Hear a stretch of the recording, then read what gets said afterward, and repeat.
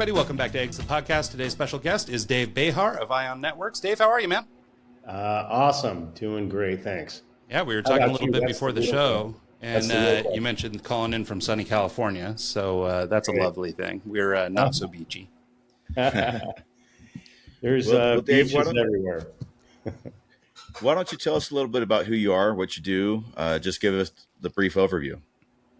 Well, I hang out on the beach all day, and It's horrible. Trying to get that tan. No, basically, just sitting in Hermosa Beach right now in our offices, and building brands. It's been doing my entire career, and at the moment, we're continuing to build out the Ion network, which is 25,000 plus local channels. We have a production company, a distribution company, and we do a ton of e-commerce and certainly support all sorts of initiatives and leagues and such. And so we get real excited about those things, and, always purpose driven. But again, brand builder by nature, and not just the pretty picture, but also things that, make money. Yeah. Well, let's maybe lay a little bit of groundwork then for people who aren't totally clear on what we're talking about when we say brand. I mean, I think for a lot of people, it's a little ambiguous, whether that's, I bring a company to you, you help me craft a company, how is the company separate from the brand, et cetera. So let's kind of level set a little bit, if you don't mind, and just kind of get into exactly who you serve and how you serve them. Right. So don't quite have the shingle of building brands as like an agency. I've done plenty of that, done plenty of startups, and have exited a handful of times. And so today we're much more about a distribution network. And as far as companies that are attracted to us, again, it's less about professional services, far more about immersing them with socialization with what we do as a network in a hyper-local, hyper-targeted environment.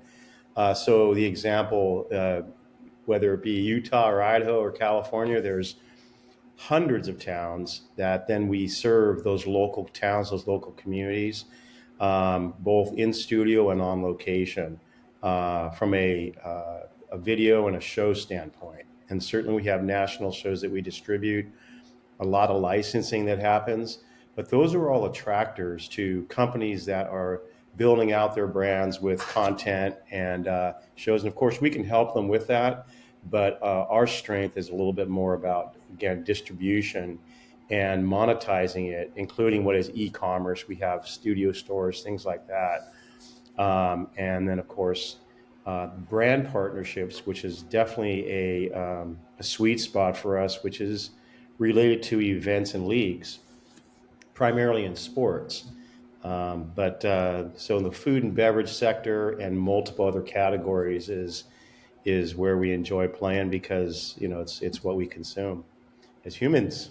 You can't consume much with AI. You can consume, Well, that's the thing. Yeah, I mean, we have a lot of conversations about AI over here, and I think that there is always going to be a place for people. And what's unique maybe about that, or the world that you're living in, is, I mean, AI is going to have a hard time replacing the athletes out there. That's right. Not to say that, the Optimus robot or something can't get a better 40, but I think we're always going to kind of marvel in human athleticism, Yeah. So let's talk about, I guess, let's put one foot in front of the other and talk just kind of about, so, I mean, we're talking about shows, we're talking about production, things like this. What does a engagement with Ion kind of look like? Am I bringing a show to you, or do we come with an idea and we split ownership? What are these relationships like to come work? Yeah, well, it could vary, of course. We like the idea of there being clear options, like choices versus it could be anything and be nebulous. But say you do have a show, whether it be short form or long form. So we have the ability to bring it across thousands of local markets, or just one local market, depending on what your reach is, what your need is, and to some extent budget. And we get creative when it comes to the budget, of course, because we're about enabling folks to succeed. And enablation, it's one of those great iron words, is definitely a part of it. And collaboration is another one that basically then delivers what you're looking to achieve as a show, versus just posting something and hope there be followers. and such. We also can bring the show, or for that matter, video, across OTT, whether it be Apple or Android distribution, Roku, Fire with Amazon.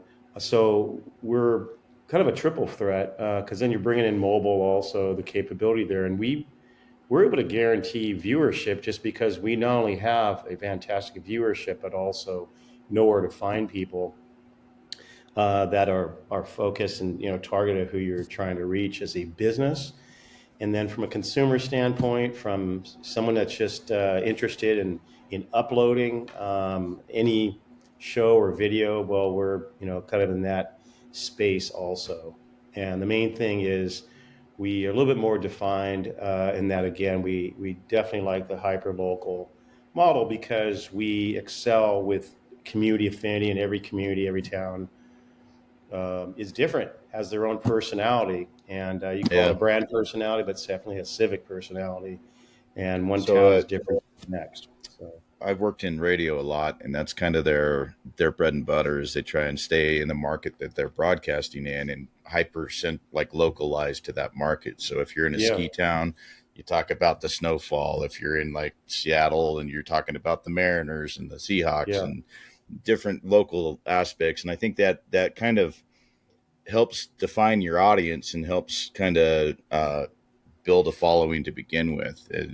If you're in a certain market, basically, you're specific. For sure.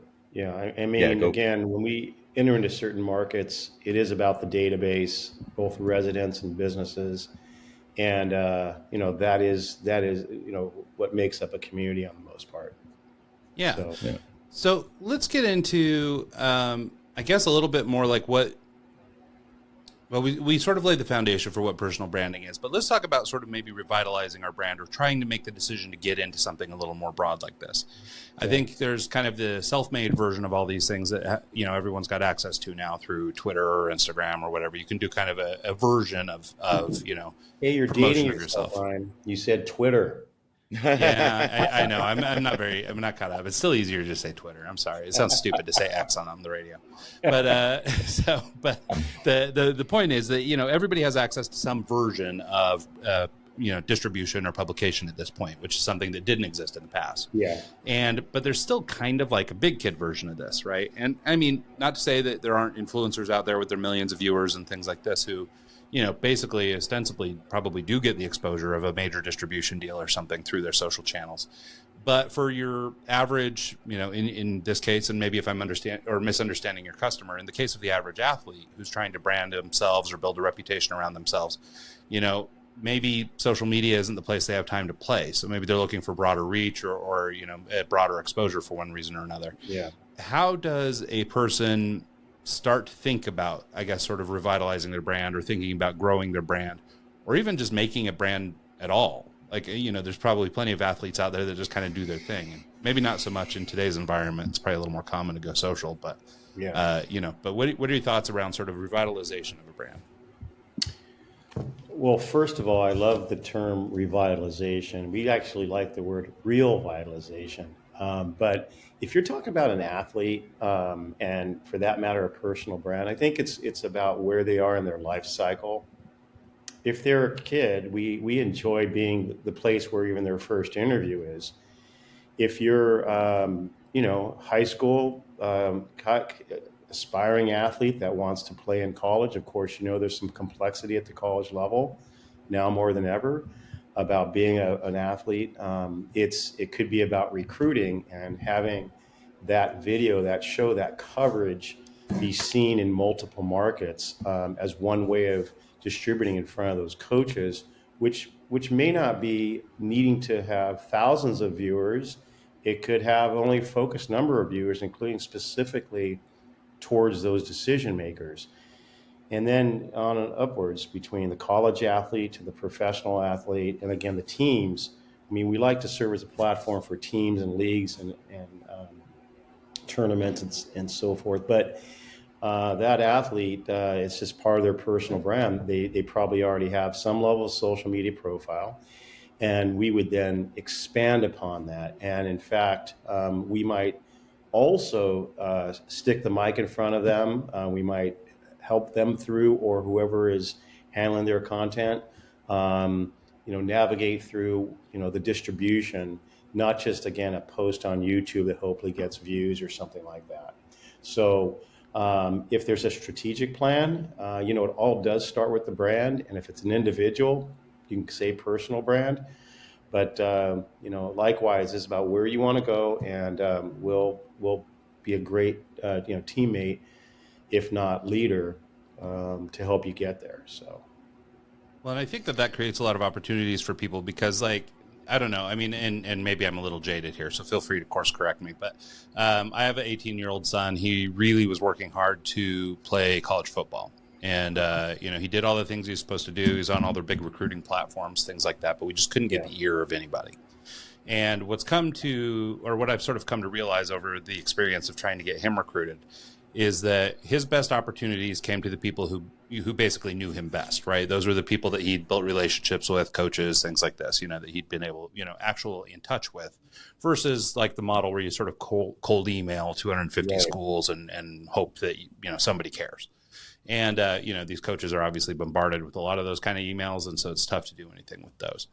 And so, but the one thing we found is, like in social media, for example, my son doesn't have a huge following. He doesn't have a big network. He was a long snapper. So it's not even like the sexiest job, It's one thing if you're, I don't know. Needed. I mean, yeah, but it's not the same as if you're, 6'2" volleyball player that looks good on Instagram or whatever. Like you got a little cheat code. But for the long snapper who's very subdued and sort of in the background, no big networks for that kid. And so, so maybe something like this. So, I run a marketing company by trade. So our response was we started cutting together nice highlight reels. We branded him. He's got a logo. He's got all these different materials, and now he's just decided to go to college. It was a little too much work, I think, for him to try and keep pursuing this recruiting thing. But we learned a ton. But something like what you're describing would be, a real game changer, I think, for a person like him who's trying to get notice in markets, who's trying to maybe be seen organically, where he doesn't necessarily have the favor of the algorithm or the network of the people to push it along, and to the very point that, a lot of these coaches get bombarded by kids all day. Yeah. If I'm seeing you on the internet or on TV or, someplace rather than in my Twitter feed, X feed, maybe it's, maybe that would have been an opportunity for a kid like him where maybe the opportunity didn't exist given the current situation. Yeah, it's interesting because you can go down a track of, what's the strategy behind that particular type of athlete, that particular individual from town XYZ. So first of all is the uniqueness of the position, and that in of itself has a lot of value.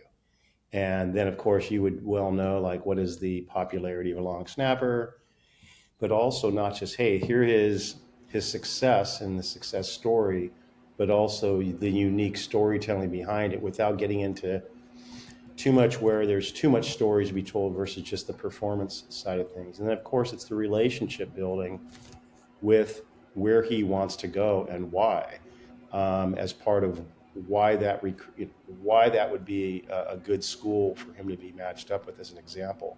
Now, we can go down the track of, again, the athlete recruitment conversation, but him as an individual and a not just a success story, but the uniqueness behind the position, besides the academia, et cetera, I think is super valuable. And again, targeted that he's seen in those towns and may have a relationship to those towns that he is actually trying to go to school in. Mm-hmm. Yeah, I think you're right. Especially with that specialization, and it sort of leads me into one of the other thoughts that we had, and we're actually acting against a little bit, which is this. There's a little bit of, I think, change going on, at least in college football. It seems like my son was a football player, and so we're closer to football than maybe some other sports. But I assume that this is happening across other sports too. But it seems that college sports are basically becoming pro sports. And so you've got, these NIL deals that are, you're hearing about them in the news all the time, things like that. And it seems to me that we're going to get to a spot where you're going to have to bring a little bit more to the table than just being great at the sport. And, there's lots of great long snappers. There's lots of great whatever, XYZ, name your position. But to be seen, to be noticed, to be liked, to be all these things, starts to require a little different deal than maybe it did in the past.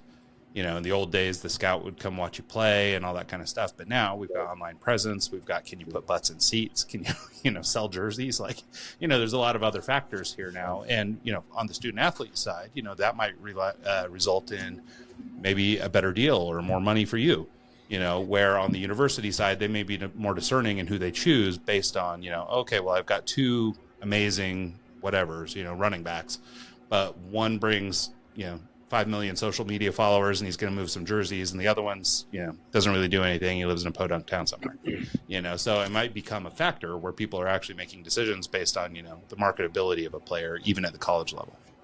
Yeah, no question. I mean, of course, this is then the toolbox, right? The for that matter, the personal toolbox. And in his case, what major, where's he headed even as a kid, besides going into a university, hopefully playing for the football team, but what might be his business acumen that might relate to, oh gosh, this could generate the NIL money beyond what our typical path is, because without a question, besides the donor dollar, the NIL world it's even that much more competitive in terms of the makeup of a team and using the transfer portal as a bargaining chip, of course. But it's those pieces of the puzzle that just have to be better managed, and certainly better managed at the university level, not just at that athlete level who's working hard. And certainly that freshman is even more challenged, because can that freshman help that team win today versus that, let's call it transfer portal, athlete that's junior, senior, ready to deliver no matter what the situation is. It's just they've already shown on the field for a few years. Yeah. And that's the thing. I have a 14-year-old also who's coming out through football right now. And actually, one of the sort of things that we've landed on is that at least our 18-year-old son, this may be the last or the second to last real generation of pulling kids straight out of high school. Yeah. And they're working on some legislation right now to make it so that kids can extend their college career by going to JUCO first and playing a couple of years at the junior college level before, and that won't count against their NCAA eligibility. Right. So if that all happens, we're going to have a bunch of, 28 and 30-year-olds playing on the football teams at these universities. But that will be their career, right? They'll leave, playing Oklahoma, and they'll retire from football. Like, they won't go pro. They will have done their career as a college football player. Yeah. And so I think it's going to make, for some really interesting times. I think there's opportunities for the kids who can seize this stuff. And our 14-year-old is a big personality, so he'll do better with this than our older son did. But I think that those are all going to be real factors for players in the future. Yeah, there's no question. It's reality, and as you know, reality meets ambition all the time. And but I will say that it's super important to emphasize still the academics, that workspace, that interest in business or whatever that industry is, that doesn't have this whole process, more of a letdown. It's interesting. We just did a deal. Of course, we look for leagues and opportunities, and we have, there's a lot of experience in building out leagues and the whole profile of monetizing and supporting the athletes and the talents, et cetera, et cetera. But we just did a deal with, of all things, a new beach football league, and we're talking about some folks behind it with the NFL. And it's got its unique characteristics, and selling points, et cetera. And of course, the ability to draw fans. And I could say, yeah, it's in my wheelhouse because of the beach and then leagues, besides doing things nationally and globally. But I can tell you that some of these type of concepts, whether they succeed, wildly succeed, or they have some level of success, there is still the business opportunity of being in touch with the sport that you love, by playing out your capabilities, whether you're an athlete playing or a front office type of person who's just helping run things, not just getting experience, but generating revenue and growing and scaling it, no matter which type of platform. and then still going for as a college athlete, but at the same time. So it's interesting that the whole ecosystem of football, it's very large, and it does have its challenges, just like many sports do. But in this case, just keep the eyes open, be open, because one of the bargaining chips is indeed being on the business side of a sport, not just as an athlete. Yeah, and it's Realizing funny. He's carry actually looking at doing law now, but he wants to do like NCAA law and get yeah, into like sports marketing and managing contracts and doing perfect, all these kinds of things. So I think perfect. his fantasy is to go work for the Giants, the New York Giants, one day, and Okay, do that kind of yeah. thing. I don't know why he'd want to play for them when he could play for the Chargers, who are my guys, but Or we'll Rams. take So, but Yeah, nonetheless. So anyway, so it's an interesting world we're in. So yeah, let's for sure. transition and maybe talk about some of the, I guess, the benefits of building up a personal brand and doing it the way that you're describing here, and then maybe, I don't know, help us understand some of the principles that somebody might need to bring to the table if they're going to try and get involved in Well, doing this. let's maybe look at maybe go from the perspective of like his son, the 14-year-old, right. starting from there, going into college. Yeah, I think that's a great start. So let's go to the fundamental of somebody's interest, right? Not just, let's say, where they live and the sports they like playing, and we'll get into a few details. But I can tell you that your older son who's interested in law and contracts and such, that is part of his personal brand. Your younger one may or may not be so into even knowing that those things exist, let's say, but has a feeling for things. But it's never too early to shape your personal brand. And for one, as strange as it may sound, sometimes I'll bring up things like color. You'll want to know what you look best in, and even the type of things that you wear from a seasonal standpoint, spring, summer, winter, fall type of thing. What matches best?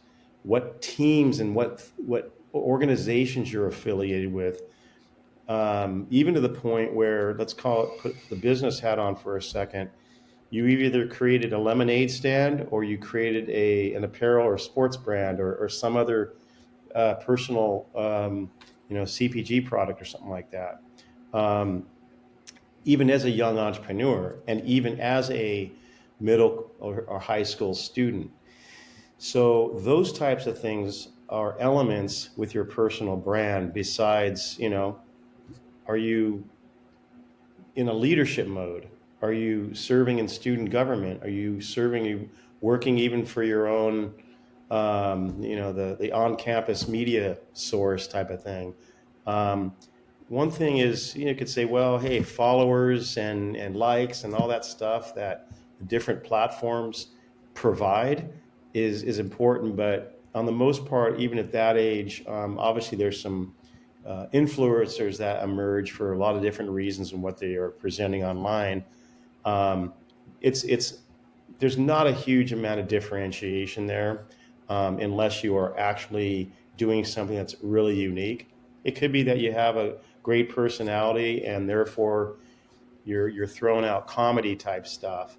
But it's like, what are you known for? What do your appearance, and of course your acumen on and off the field if you're an athlete. If you're a musician, whether you're in band, another type of organization, there's just no shortage of organizations that associate yourself with, what is then success according to those that are then on looking. So if you're looking for a job, as you know, whether it's the resume, the bio, the LinkedIn, however you're presenting yourself, it's not too really early to do a LinkedIn profile, I guess, but it's then about what do people see and what you achieved or at least attempted to do. So, and that recognition, those things that you've been able to achieve, well, you need to be able to show it, and I don't want to say flaunt it, but to be able to say this is the track record. And I would always say that having some level of camera, whether it be like a red carpet type of interview, depending on where that could be, whether it be, again, associated with one of the organizations that they're affiliated with, let alone as an athlete, I think is super important. Um, and So say for example, you get a new client. What is the first thing you do with them? Do you do like an audit of all their social media? Do you go through and look what that videos? Do you go over a branding exercise and just kind of uh, start working on stuff? Yeah, it's a good question. I can tell you, I don't typically like deflecting that type of question only because we don't quite have. I mean, I've spent a lot of time in helping brands succeed at the startup level to mid level, certainly heading to exits, things like that. But that's not necessarily our model in terms of again, an agency and Sure. professional services. We would rather work with agencies that are really trying to propel their own clients forward and to be that great secret weapon and ingredient. But just by the nature of curiosity and having the eyes open, et cetera, is yeah, we love to know what their DNA is and hope that it aligns with ours. But it's a big world out there, so um, we love to know what their current following is and such. But at the same time, having a big following does not mean that they're successful. It just means they were able to, one way or another, get and even potentially buy that traffic or that following. And that does not always translate to conversion and business Yeah. and revenue success. It's So funny how the metrics for a while, it seemed like a few years there was the vanity metrics that everyone was trying to go off of, and oh, I yeah, got 1,000 likes on TikTok, and I actually had a post go viral and had over 1 million views, and we got like 5,000 more followers because of it, but it didn't do a dang thing for any revenue generation or anything yeah, for it. So it doesn't really equate to anything other than great, you got a bunch of thumbs up. Yeah, Doesn't yeah, really no, do much. I love that you mentioned that, Dave, because I think that especially for young people, that's something they put a lot of stock in. And there's a guy named Kevin Kelly came up with this notion of 1,000 true fans, and I think that what I like about it is it's an indicator of really how few people you need to find success, right? I mean, a right, thousand people is a lot if you have nobody, but I mean, but in this world where it feels like you have to have 1 million followers or 10 million followers, this notion that if you have 1,000 true fans, that you can actually build a very successful career, business, etc. I think can maybe give people a little bit of a reprieve or let them take a breath and go, okay, I don't need to have 10 million people to consider myself worthy or whatever. right. And now, granted, if you can bring 10 million and they're valid and good and you didn't pay for them and they're useful, then maybe you can use that to spin up your business. You've got the Livy Dunns of the world who have managed to do a version of that that's very successful. Yeah, it's interesting. And some can argue this point, but I'm young enough slash old enough to have built a handful of successful companies pre-internet, and In the we're before talking times, we about call it.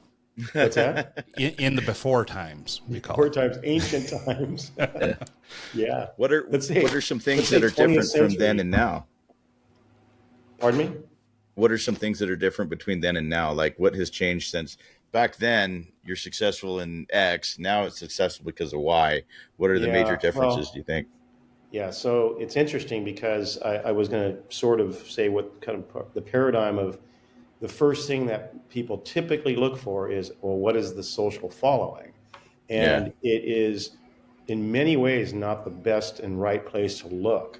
Depending on the life cycle of the company, even if it's again a successful company, you do not need to have, to your point of millions of followers to have what is a successful business. It's who are you trying to reach? So in this case, the point I would make is that granted, there's far more business online today than in brick and mortar, even though people are still shopping and people are still transacting in most markets in a store. Besides what is folks buying through Amazon and the hundreds of thousands, if not millions, of e-commerce platforms, but it's the old-fashioned sales process, the old-fashioned of where do we want to sell our product and to who, whether it be in food and beverage to a store or for that matter a restaurant, bar, et cetera, to let's say a sporting goods operation that's still serving the schools.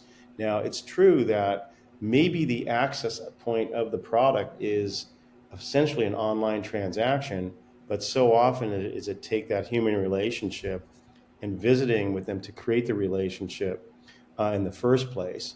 And that's part of how you dot the map, besides what is an email campaign, even though that would remain effective. There, in many ways, people discount, hey, well, email is kind of ancient, thing of the past, but it's all about conversion, and it's all about how you actually, what your market is and how you serve it effectively. So, Hi. in the call it 20th century, if you will, it was more about that relationship building, and then simply asking for the sale in a number of ways, instead of hiding behind what is the potential of an online transaction. Hopefully they do discover you, whether it be through some conversion method, some click funnel, whatever it might be, that you do want to have as your marketing mix today, but it doesn't always ensure. It's very noisy out there. Yeah, and actually, I think that was exactly the point I was going to make, is that people talk about, what's changed between then and now and things like that. And I think the biggest change is the world got way more noisy. And for some, maybe that's really positive, right? Obviously, people have gone on to make gazillions of dollars over the internet. So, I mean, there's certainly some validity to that. Yeah. But I don't think that the greatness of the internet takes away from just traditional business things, like exactly what you're talking about, getting people to know you, like you, trust you, networking, building a local scene, so it's like, so yes, the internet enables you to reach a broader number of people, possibly, like you may reach more people more broadly, but I guess if you're spending your day marketing, you may be able to do as well locally as you could, with this broader reach. Yeah, I mean, again, at no time would I be downgrading or downbeating the internet, mobile, and the digital paths. But it's just interesting. It's not more than every few days, or it's easily every few days. Get these texts. You may get them to. It's by some company who is going to design me a world-class logo for $25 or $50. And I can say, I wonder what process they're using. I'm curious. I don't go and click because I don't want to be obviously pushed into what is that, situation that is arguably just spam. But I think about, and again, being involved in designing world-class brands down to the identity, and then what that brand is supposed to deliver. And doing it from a point where it's more done, not just, let's say, on your own or with a team, but also working through those style guide elements with the client, with that brand owner. I think that is there's nothing better than get towards those requirements and get towards deliver on the promise of what a brand refresh or a new design or whatever it is necessary, versus it being this, this automated spam approach and conversion, if you will. Granted, it's funny you say that. Quite literally today, I had someone reach out on LinkedIn. We'll build you a website for $5, and then they're like, "Well," I replied back and said, "Hey, I build websites myself." She's like, "Well, this is a $5,000 value for $5." And I'm like, "What exactly are you going to do for me for $5? That's going to be worth your time?" It just doesn't make sense, and it's always, it's weird to me. Well, you can also look at it as the clickbait or what's the old thing? Anyway, it's those type of situations that turn into something else. And well, let's talk about, so one thing that's happened with the internet, and this is where I can heap praise on the internet, is that it's sort of democratized access to some things like video production and distribution. And we can certainly do a lot more. Both Mike and I come from the music side of the world too, and the ability to produce music and record quality demos and all that stuff is like through the roof.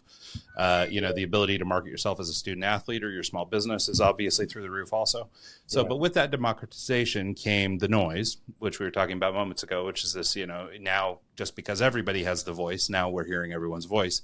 So, but if we really want to break out in the olden days to get like media coverage and start to break out into, I guess markets or channels and things where people might see you, it used to be a really costly venture, and maybe it still is.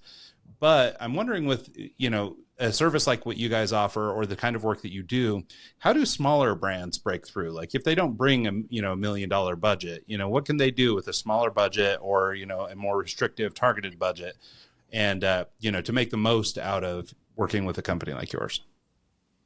Well, I think first of all is to, again, what is it that they are trying to sell and achieve? Are they doing it to raise capital? Are they, at that stage where they need to create some level of presence, which often when it comes to raising capital, you want to have some level of sales and distribution and footprint. But as far as somebody plugging in a smaller business or startup plugging into us, we're going to basically offer, maybe three different ways to achieve that. And first and foremost is what's going on in the backyard.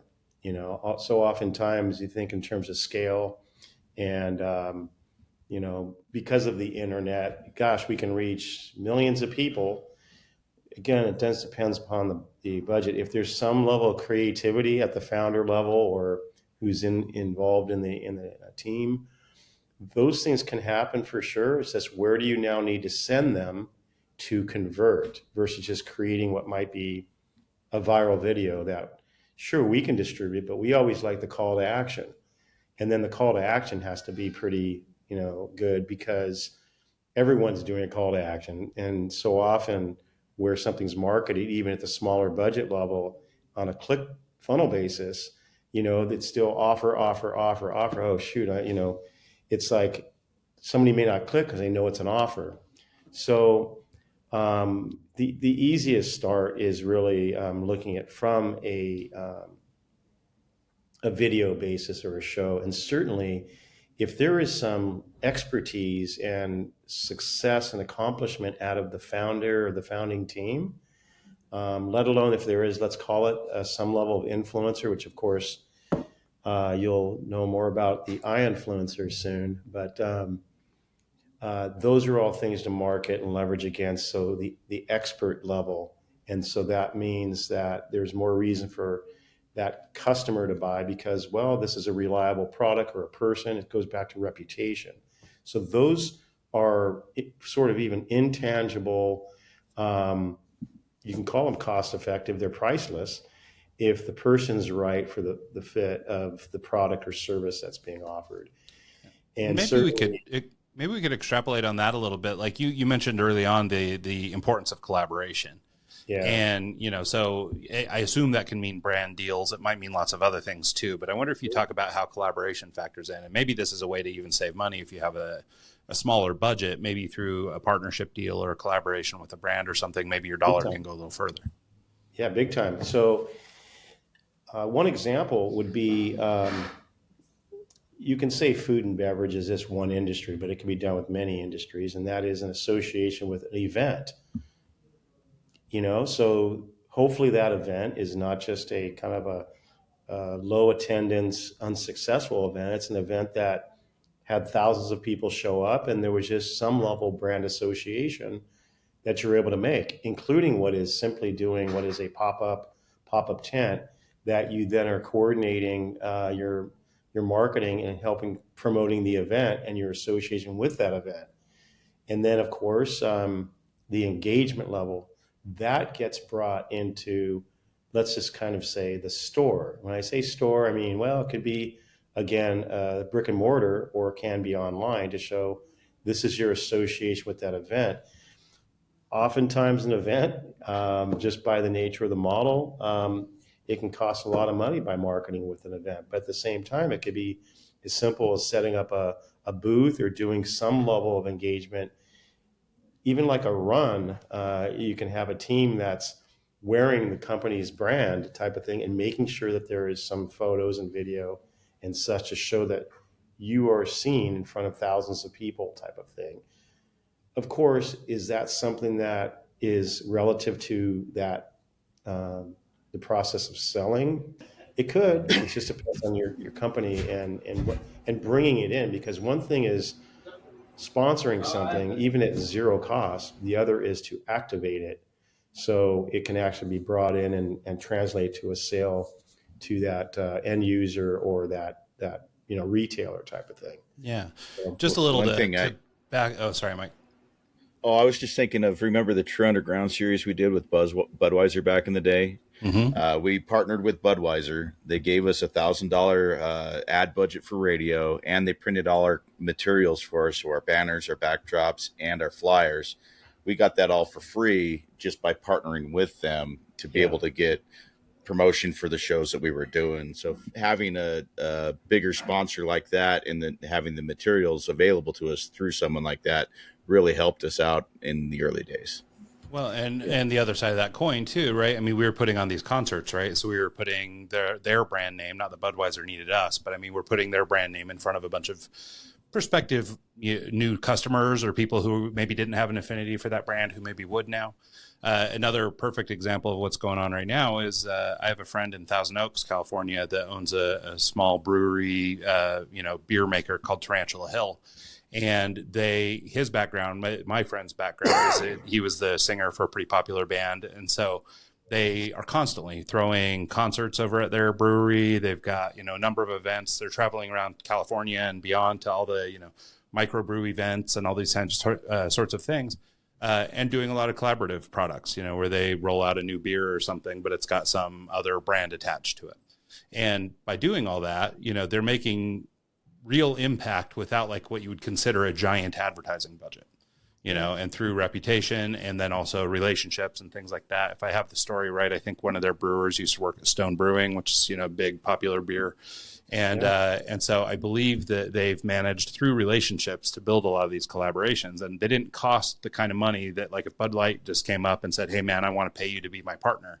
Instead, these are organic, and they built them through their friendships and relationships, and and then both go on to mutually benefit from it. So I think you're right about the power of events and the power of sort of collaboration with other brands or complementary brands that even as a student athlete or as an up and coming sports league, these collaborative opportunities, much to Mike's example, could lead to, a much broader reach than you might get otherwise. Yeah. I mean, when you're talking about food and beverage in the alcohol beverage space, like Bud as an example, that would have been two budgets at least that they pulled into the picture, between a print budget and then a media/radio budget. And the larger brands have multiple budgets, including a community budget, which is then meant to really connect with the community and oftentimes just on a nonprofit basis. But it is about shelf space. So it comes back down to, why are we doing what we're doing, and what do we want to have achieve as an outcome? And the tarantula, it's funny because when you're saying, the Tarantula Hill, not too far away, I'm then curious, what their goals are, but also it's like, how much are they using the tarantula in the marketing? I'm not questioning whether they are, other than, that tarantula can be kind of fun as a mascot, as a, something that not necessarily as a predator, but, as a character or a mascot or something. Yeah, as a web. In their case, I guess, and I don't know Thousand Oaks geography real well, but I believe Tarantula Hill is a hill in Thousand Oaks. And so I guess that's kind of where the name comes from, is that location versus, or maybe it's not in Thousand Oaks, but somewhere around there. But translating it to those folks geographically that have no idea even where Thousand Oaks is, but also talk to me about tarantulas. And then that relates to, how it can play out from a story standpoint in the rest of the marketplace wherever they're trying to distribute. So they're translating the tarantula not just in what is that space, but to again, other states or other. Yeah. No, and I think that's right too. I mean, so I guess as in the spirit of collaboration, right? It's not even collaboration so much with a real thing in this environment, or as part of this discussion. We have a tarantula as a mascot, but so the collaboration is with this mystical being or this fictitious creature instead of a brand, so to speak. Yeah, so we do quite a few brand collaborations because it's just part of the toolbox when we're doing the league business, And so, of course, you're always looking for like-minded brands and what they bring to the table or what they're capable of bringing, um, and always trying to help them succeed as a result. They may have close to zero budget, but they may have a very large budget, depending. But I can tell you the things that we do in some of these sports, it's pretty fascinating. But most of all, it's got to be fun. Because if you're not having fun, then Yeah. What's the why are you point? doing it, right? So. Yeah.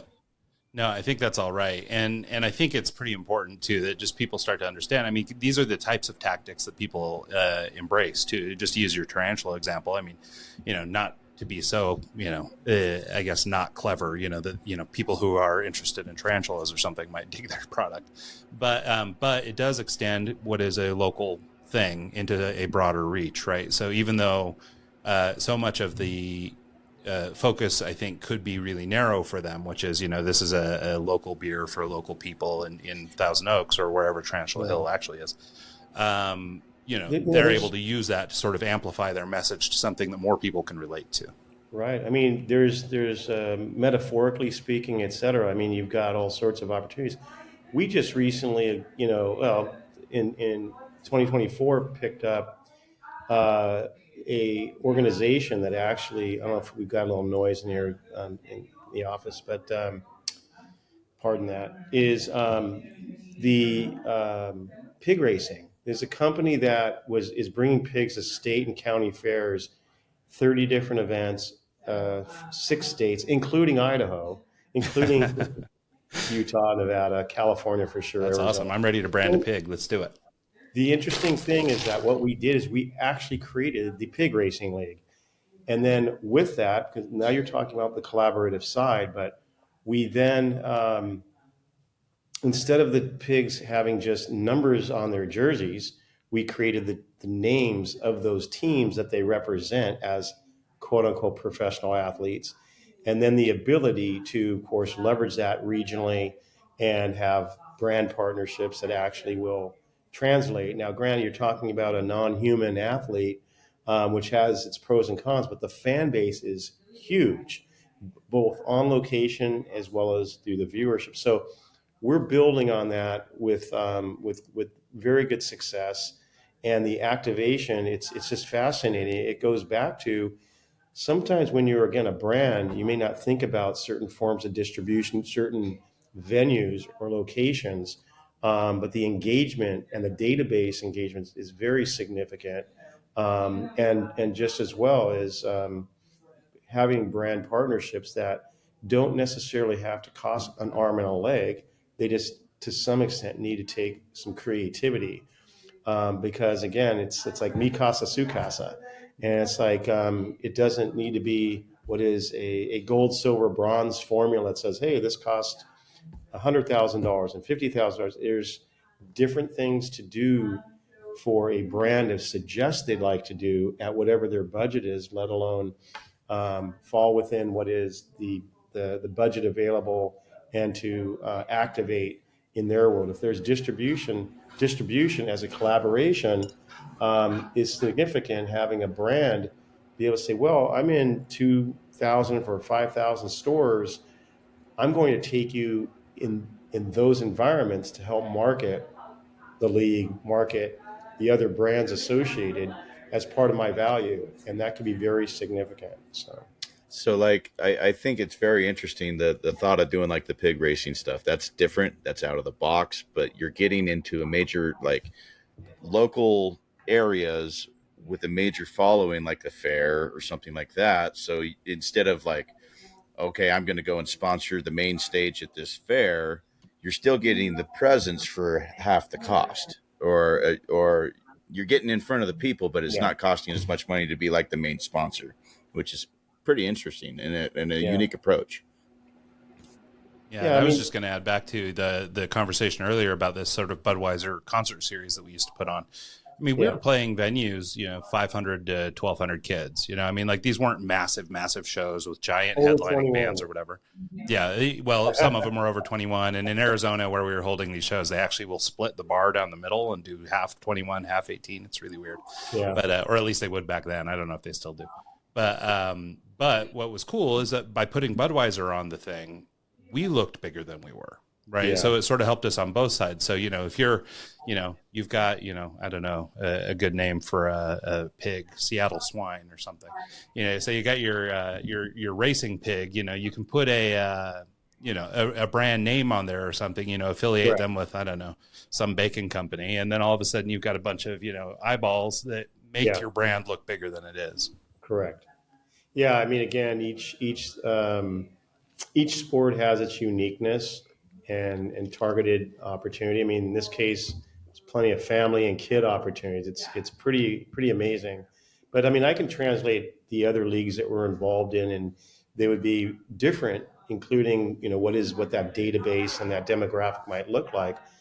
But that's, as you know, the beauty of marketing, right? The beauty of business development. And if the fit is, with as another like incubator of smaller companies to come into being able to market with a sport that is not going to cost them an arm and a leg. There's all those different type of options. So Yeah, it's funny. We've talked about this a number of times, but we've got so our kids have come up through Spanish immersion elementary schools and all the way through high school, and yeah. so we've hosted interns from Spain 5 times who've come over here to teach. And so, but in doing that, we've made a lot of relationships in Spain, and we spend a lot of time in Spain now. And but one of the things that we do here in America that they seemingly don't really do in Spain is beach games. So things like we love this game called Bottle Bash, where it's got these little posts and you put a beer bottle on top and throw a frisbee and try and knock it over or Yeah. whatever. And so we've been fantasizing that as our retirement plan, we'll go to Spain and we'll kick out, the Spanish Beach Games League and partner with the big beer brands over there and stuff and introduce beer games to Spain because they spend or beach games because they spend a lot of time on the beach, but they don't play the games like we do. And so, so we see that as an opportunity or an interesting opportunity. And it's mostly a joke, but I No, think you you know could what? make something out of it without, with Yeah. relatively little effort. I think, Brian, I think part of it is just the expectation, right? It's like, and let's just say this is something that you really dig on doing and are enjoying yourself. And depending on what you think you need to achieve revenue wise to make it happen. But man, if you're having fun and you're creating this thing from scratch, which has a lot of value, heart, and soul, and then you're introducing to a market besides now attracting these brands in different categories to just associate it at a certain level to start with, that they're able to help leverage, let's say, new distribution or increase sales as a result. I think that's awesome. You know, um, I mean, I'd say go for it, and we're there with you, man. Yeah. No, well, and that's the thing. I think it could be a lot of fun, but and I always joke that Spain is a little bit like looking through a crystal ball about 10 years ago. So it's like I feel like I Yeah. have a vibe for like what's coming, right? Mhm. And so because they're not commercialized the way we are and stuff like that. I Yeah. mean, they do things, obviously they have all the same kinds of things that we do, but to the extreme that we take things, they don't. And it's interesting even back to like the sports branding and stuff like that. Like student athletes aren't really a thing in Europe or Spain specifically because they don't have scholarships, they don't have school teams, they don't have any of that stuff, right? So the college and NIL and all this stuff doesn't really exist for them. Yeah. So but in that I think there's opportunities to introduce ideas in Europe where you could start youth leagues and building up players much younger, versus the way they do it now where they identify some phenom tennis player Rafa Nadal at 12 and Yeah. Peugeot locks him up for the rest of his life. So I think that there's different ways of doing this, but I think we introduce or are opening doors to lots of other opportunities just by being creative with branding exercises like this. So Yeah. while for our Spanish beach games, I'm willing to settle. And I would appreciate a negotiation, but if somebody wants to settle for free beer in a condo, like it's enough. Like we don't need a lot. But if it could be a revenue source, or you could actually build a business around it, including custom branded games or whatever we want to do. I think it could be a business in and of itself. And so partnering with an operation like what you guys are doing to help get the distribution and spread the word, I think would be really powerful. It's interesting. It's like it's one of those things. You don't ask, you don't get. And it's very possible, other than those opportunities at let's call it a professional level, that let's see, a food and beverage brand would be used to responding to, let's say, something in a soccer stadium that's already built out, not just built out, but has massive fan attendance and stuff. But they may not get the opportunity for unique things, unique sports.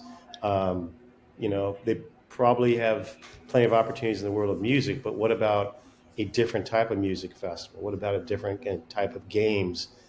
And it's like, there's going to be that marketer at one of those companies or more, of course, that say, hey, let's go for it, man. It's like, let's it's get this funny. started in this way and get our feet wet, as long as you're getting, obviously, your nut covered, and and can have some fun along the way.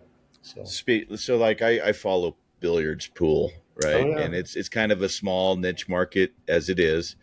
And recently they did a bank tournament. So instead of just 9 ball or 8 ball or whatever, they did a one-off of just bank tournament. So you have to hit it off the rail and back.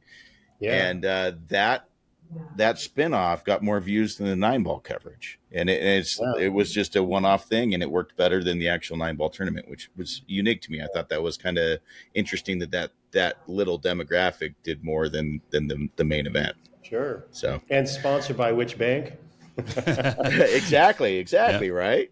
That's funny. I mean, look at it's the reality is that, and again, that may not be a traditional, let's call it, client, but the value that is received, let's say financially, as well as the ability to grow from that, to also leverage those collaboration partners, I think is very valuable. And again, let's just say that tournament with just the banking is, well, there's 10 banks that are all candidates to be that banking sponsor besides the other categories.